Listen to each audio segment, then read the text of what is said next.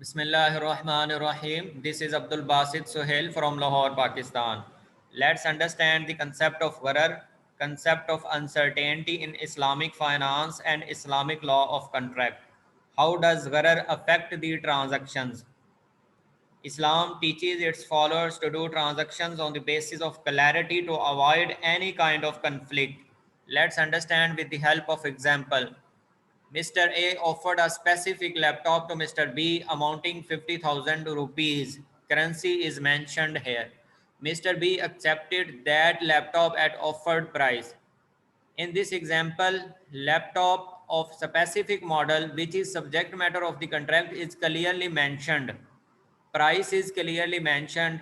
Offer and acceptance is in past tense instead of future tense because future tense is not allowed in Islamic law of contract. So this transaction is valid in all respect. So what happens when offered item is not clear? It means there is uncertainty, there is gharar with respect to subject matter. When price is unclear, it means there is uncertainty with respect to price. There is gharar with respect to price. When acceptance is unclear, there is gharar with respect to acceptance. When existence of subject matter or its deliverability is questionable, it means there is gharar, there is uncertainty in the contract. So what is gharar? Gharar is comprehensive term that includes doubt, suspicion, uncertain condition, indetermination, deceit, something unknown, lack of knowledge, indetermination of indetermination of basic elements of subject matter. It is uncertainty about existence of subject matter. So contract or transaction should be free from all these elements of gharar. Gharar refers to inadequacy of information shared between parties to a contract. All the relevant information about the contract should be communicated to other party to avoid any kind of gharar, any kind of uncertainty. Gharar is that which has a pleasant appearance and a hated essence. So that contract will be beautiful apparently, but it has a hated essence. We can understand the concept of gharar with the help of examples. Sale of fish in water. Because it is uncertain that seller could be able to catch the fish that is in pond or water. So seller's ability to hand over the fish is questionable. So that's why this contract is invalid because it has the element of gharar. Birds in the air. Seller's ability to catch and hand over the birds that are in air is questionable and uncertain. So that's why this contract also has the element of gharar. A fetus in the womb. A fetus may born live or dead. It has the element of uncertainty. I sell you an item for 10. So this contract also has the element of gharar because it is uncertain what seller is selling here. I sell you an animal at such price. So in this contract, animal is not certain. Credit sale without payment time. Determination of payment time is essential in credit sale. Otherwise, it can create tussle between the parties.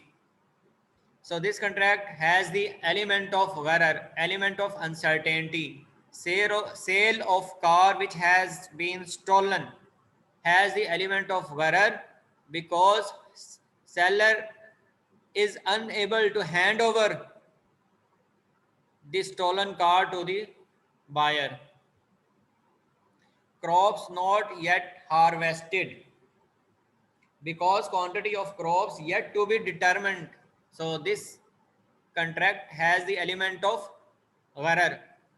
Fish not yet netted is the same as sale of fish in water. So derivative transactions such as forward, future, and options, as well as short selling and other forms of speculation, have the offer and acceptance in future, which is not allowed in Islamic law of contract. So these contracts have also element of gharar, element of uncertainty. Sale of a stray animal, because seller is not in a position to hand over animal to the buyer. Unborn offspring, when the mother is not part of sale. Vendor saying to buyer, I sell you what is under my sleeve. This is uncertain because buyer does not know what is under the seller's sleeve. Vendor saying to the potential buyer, I will sell you a piece of cloth which is in my home. So this contract also has the element of gharar, because buyer does not know which kind of piece is present in seller's home. Sale of what is not expected to revive, such as the sale of a sick animal, has the element of gharar. An offer to sell when a particular person enters a room has the element of gharar. A person enters a room or not, or when person dies. So such type of conditions are not certain. Selling one article at two different prices, one for cash and other for credit, and buyer buys without specifying the price. So this contract also has the element of gharar, has the element of uncertainty. So there are two types of gharar: gharar fahish, which is excessive gharar, and gharar yasir, which is minor gharar. Gharar fahish is known as a serious or major gharar, and it is not acceptable because it contains high amount of uncertainty. The presence of excessive gharar in the contract is prohibited. So what are the examples of gharar fahish, excessive gharar? Asset or merchandise does not exist. If asset or merchandise does not exist, it is the example of excessive gharar, because the merchandise does not exist. So how seller could be able to hand over the asset to the buyer? Asset or merchandise cannot be delivered. So such type of contracts have excessive gharar. Excessive gharar may ignore or provide lack of information about the price of goods, the unit of currency in which price is to be paid. So currency should be mentioned to avoid any kind of gharar. So there is a general agreement for these prohibitions. Some of the sales that are strictly forbidden are listed below. Number one, sale of an unborn calf still in its mother's womb, sale of a bird in sky, sale of a runaway camel. So such types of contracts are strictly forbidden. So what is gharar yasir? Minor gharar refers to a small amount of gharar which is ignorable. It can be found in almost all type of contracts. So therefore, gharar yasir is allowed in business transactions. So what are the examples of gharar yasir? Purchased a pack of 1 liter oil without measuring, without weight. So this is that weight can be differ. So we cannot normally in our daily life we don't weight every packed oil. So it may contain minor gharar, but this is permissible to conclude this contract. Buying a pen inside a box without examining that pen. Buying a fruit without cutting off the skin to see inside. So these contracts also have minor gharar, but this gharar is ignorable.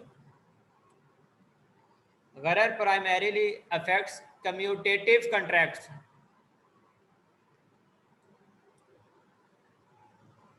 and does not much affect the gratuitous contracts. So what are the commutative and gratuitous contracts? Commutative contract aims to make a person owner of a thing or its usufruct for consideration. It is also called akudul mafdad.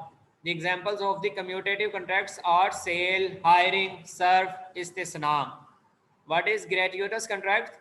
The contracts aim to make a person owner of a thing or usufruct without consideration. These contracts also called akudul tabarruat. The examples of the gratuitous contracts are gift, bequest, wakaf, etc. Gharar does not affect donations. So, a scaled animal can be gifted according to Malki view. But according to majority view, subject matter of donation should be known and determined. So, unborn animal or milk in the udders cannot be donated. Will is allowed for non-existent, undetermined, outside control of the testator or beneficiary. According to all jurists, this is the matter of unanimity. Bequest of undetermined portion of property is allowed. So in this case, legal heirs will specify that portion. Bequest what animal or trees will produce is allowed. Reference of this video is Islamic Law of Contract and Business Transactions by Dr. Tahir Mansouri. May Allah forgive any mistake in content and concept. Thank you for watching this video.